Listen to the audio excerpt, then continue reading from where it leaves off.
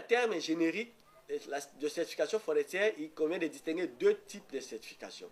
La certification de la gestion forestière jusqu'à l'arbre sortant de la forêt, la certification de la chaîne d'approvisionnement et de transformation du bois ou suivi de traçabilité qui permet de transporter la certification forestière jusqu'au consommateur.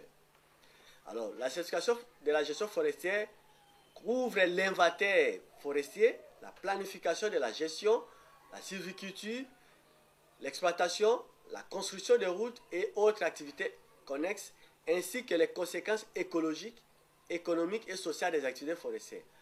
Alors, la certification de la gestion forestière s'adresse tout spécifiquement à la manière dont la forêt est gérée et consiste à faire vérifier par un organisme tierce et indépendant si cette gestion répond à un certain nombre de principes, critères et indicateurs prédéfinis.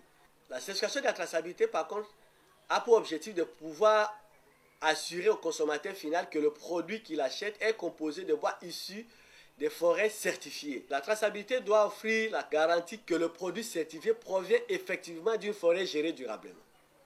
Alors cela suppose qu'à chaque étape de leur cycle, le produit soit identifié sans ambiguïté, en dehors des marquages qu'il y a, porte un autre marquage qui est le triangle rouge. Dès qu'on voit, on doit différencier cela sans ambiguïté, qu'il soit physiquement séparé des autres et qu'une documentation concilie les opérations et le flux.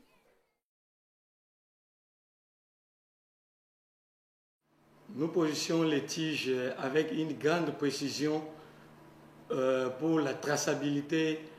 D'un exemple, on pouvait retrouver une tige au niveau du parc Agrim et puis on les retrouve géographiquement au niveau de la cartographie au bureau forestier.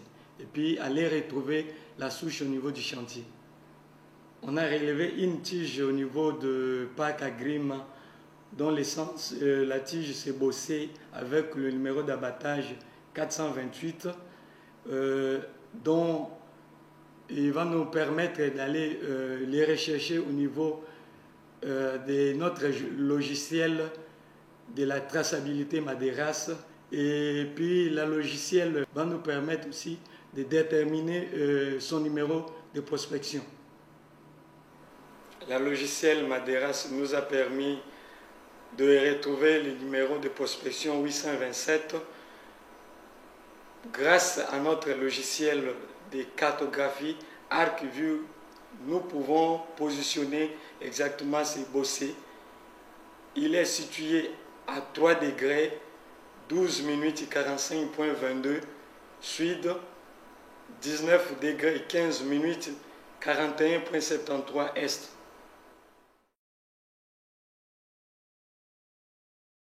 Vous avez prélevé un numéro d'abattage.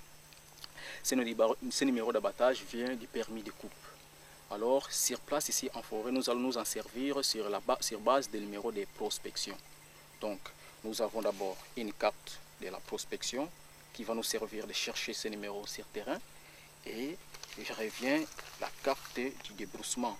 Donc, c'est là où on a planifié ces numéros qui vont nous servir d'aller suivre ça sur base des coordonnées GPS. Juste nous sommes devant une souche d'un arbre qui est déjà bâti, c'est le bossé clair. C'est bien sûr les numéros que vous avez prélevés depuis le parc de Kinshasa.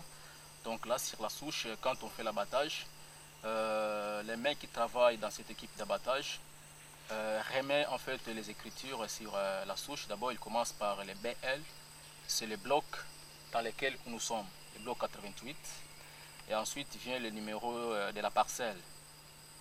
Après vient le numéro d'abattage. C'est le numéro en fait qui se trouve maintenant sur la bille, là au parc, soit de Nyoku à Kinshasa. Donc il est unique ce numéro ici. Vous ne le trouverez jamais dans une autre bille. Après vient le numéro de la prospection, le BA. Donc c'est le numéro 827. Donc après vient le logo Sodefort, SDR. Donc sur base de GPS, là on prélève les coordonnées. On prélève les coordonnées de la souche. Bien sûr, on peut avoir une précision différente, mais on n'a jamais été loin par rapport à la coordonnée prélevée et la souche. Donc on est presque à 25 ou moins de 50 mètres.